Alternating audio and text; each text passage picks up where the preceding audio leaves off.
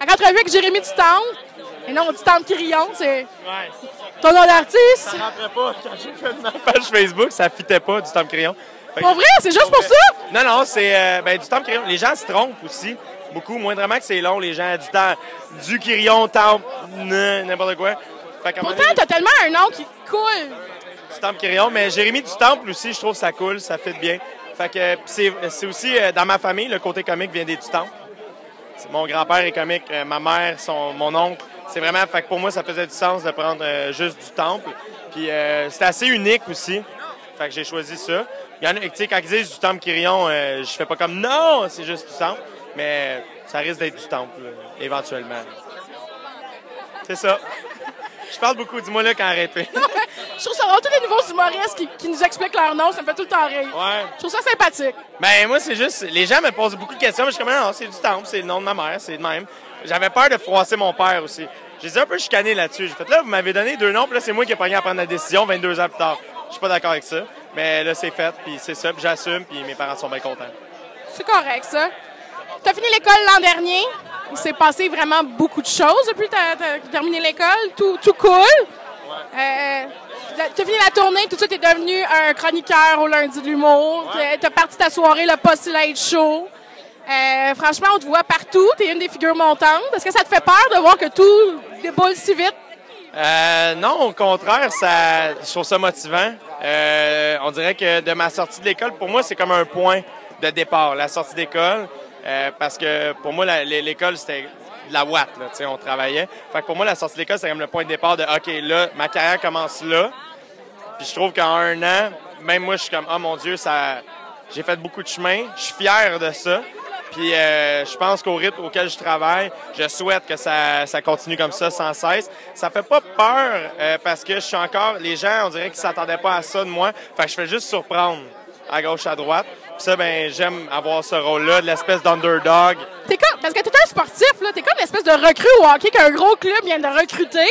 Puis que là, de temps en temps, on envoie dans la cour des grands, puis on fait comme oh ouais, you're the next. Exact, c'est ça. Puis j'aime avoir ce rôle-là. Je l'avais dans le sport, en fait. J'étais souvent remplaçant des catégories plus hautes. Ouais, j'étais remplaçant des catégories plus hautes. Puis quand j'arrivais, c'était mes meilleurs games, souvent ceux-là, parce que le monde s'attend tellement à rien. Puis même toi, tu te dis, tu sais, j'ai pas d'affaires là, fait que c'est normal que je me pète la gueule. Fait que tu te mets pas de pression, puis tu y vas, puis ça y va, tu sais. Moi, la journée où j'ai réalisé que les premiers shows que j'ai fait avec les gros noms, pour moi, les gros noms, c'est des Bellefeuille, des De Martino, des Pierre-Rivrard, Mel Couture, Ben Laferre, tout ça. J'étais très nerveux d'être avec eux, parce que c'est des gens que j'admirais avant d'en faire. Puis là, fait qu'au départ, ça affectait un peu mon jeu. Et à un moment donné, j'ai juste réalisé, j'ai fait, hey, tu sais, eux, ils font leurs trucs, je fais mes trucs. Ils sont pas rendus au même niveau que moi. Fait que je peux pas me comparer à eux. Puis la journée où j'ai accepté ça, ça a tout changé. Puis c'est là où j'ai arrêté de me mettre de la pression. J'ai fait, hey, je fais des jokes, je suis en développement, je suis en rodage. Fait que depuis ce temps-là, ça va très bien. Puis les gens sont fins. Aussi, autour de moi, je suis très chanceux. Je suis tombé sur des bonnes personnes, des Phil Roy, des Simon Delille, Guillaume Pinot. Oui, qui t'ont pris tout de suite sur leur aile.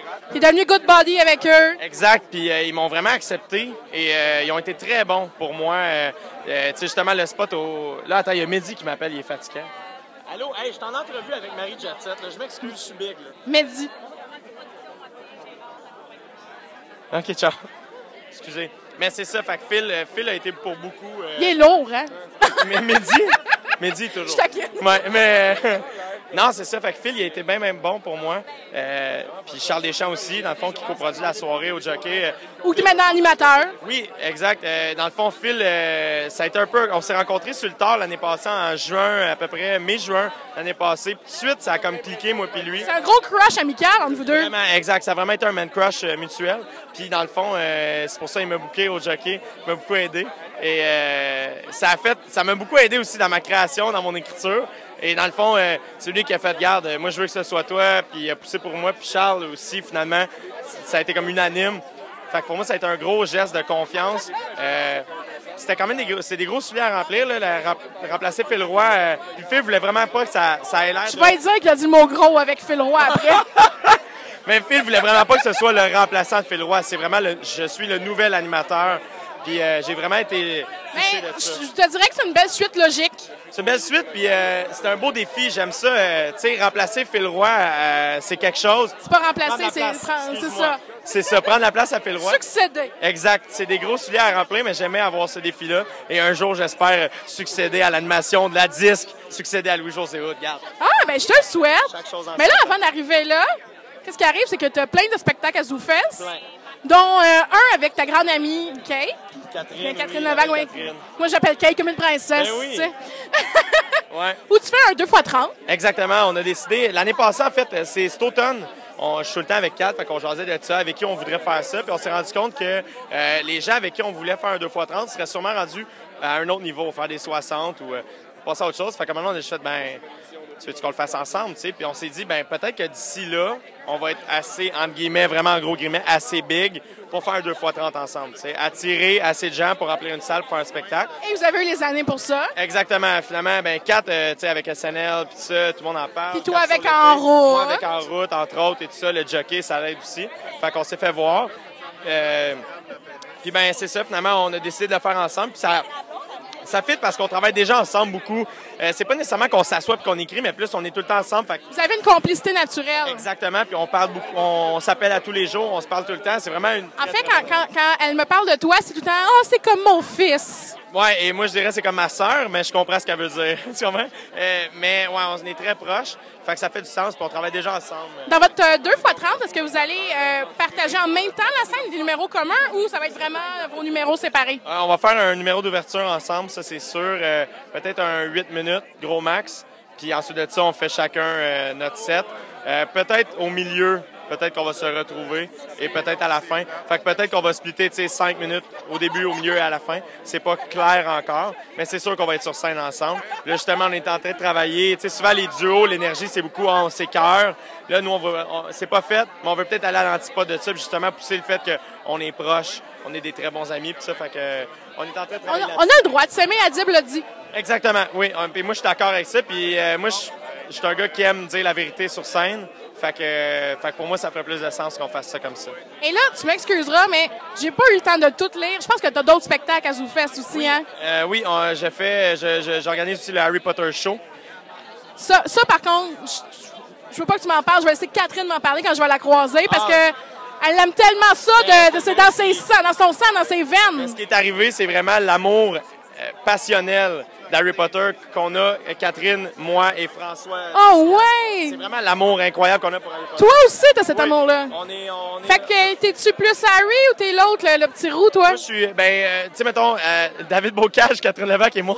Dave n'est pas un fan d'Harry Potter, mais moi et Kat, on dit qu'on est Harry, Ron et Hermione. Donc, moi étant Harry, Kat étant Hermione et Dave étant Ron. Dave, il sait-tu qu'il va mourir? Ron, il meurt pas! Ah, c'est pas lui qui meurt? C'est un de ses frères jumeaux. Tu vois comment je l'ai suivi? Mais tu viendras voir le show, tu comprends rien, mais c'est pas grave, ris dans le fond, puis ça va bien aller. Je suis allé voir le Geek Show plein de fois, fait que c'est correct. Oui, c'est ça. Mais, fait qu'on a parti ça. Et là, à ça, c'est ajouté Guillaume Pinault, qui est un gros fan aussi. Et Yannick Demartino aussi, qui ne connaît pas Harry Potter vraiment. Fait que ça pourrait être un peu notre comic relief, justement, de gars qui ne connaît pas ça. Et Mehdi Boussaïdan aussi, qui est un gros fan, qui va être sur le show. Qui est ton ombre, anyway. Faites tout. Exactement. Moi, Mehdi, on est très Vous êtes une cohorte très soudée. Oui. Je te dirais, particulièrement Catherine, Mehdi, François. Mettons, moi, je travaille beaucoup avec Mehdi. Je travaille beaucoup avec Catherine, François Tousignan énormément, David Bocage et Sam Breton. Sam Breton, c'est plus un ami. On travaille pas nécessairement ensemble, mais on est très proches aussi. Et dernière question, parce que je veux m'en garder pour Val d'Or. J'espère. Ah, yes, oui, certain. Je veux m'en garder pour Val d'Or. Fait qu'avant, là, en fin de semaine, c'est le Grand Prix. Ta famille et la famille reine du Québec. Oui! Est-ce que tu vas traîner dans les paddocks en fin de semaine? Qu'est-ce qui se passe? Non, en fait, c'est drôle parce que mon père va être là, notre vinificateur va être là aussi. Fait que dans le fond, nous, on est le vin servi dans la tente VIP. Quelque chose comme 6000 bouteilles de vin vont être servies au Grand Prix. Et dans le fond, mon père, il va être là pour répondre aux questions et tout ça. Moi, je vais être à un party demain soir, mais c'est un de mes amis qui organise. Fait que c'est pas grâce à mon père, parce que dans le fond, on a juste 2 passes. Mais je dirais, c'est le plus gros contrat qu'on a eu ever. C'est l'année de la famille du Temple Quirillon, hein? Ouais, vraiment. Temps pour tout le monde, je pense. Avec ta soeur qui a eu un bébé, toi, ta carrière, tes parents avec le Grand Prix du vignoble. Bravo! Mais c'était gentil. Puis ton autre soeur, as-tu des succès, ton autre soeur? Elle rentre à l'université. Bon, tu vois, c'est vraiment des succès pour ça va très bien, on est bien heureux. On est vraiment heureux. On est bénis des dieux, mais on travaille fort, puis je pense qu'on le mérite, fait qu'on est bien contents. Je ne regarde pas plus longtemps, on se rejase à Val d'Or. Wouh, Val d'Or, baby! Et on va essayer de faire attention à ce qu'on dit là-bas. Ah. Merci! Ah, et on se reparle plus tard. C'est full fin de m'avoir interviewé, Marie. Merci. Merci, Jay. Merci à toi.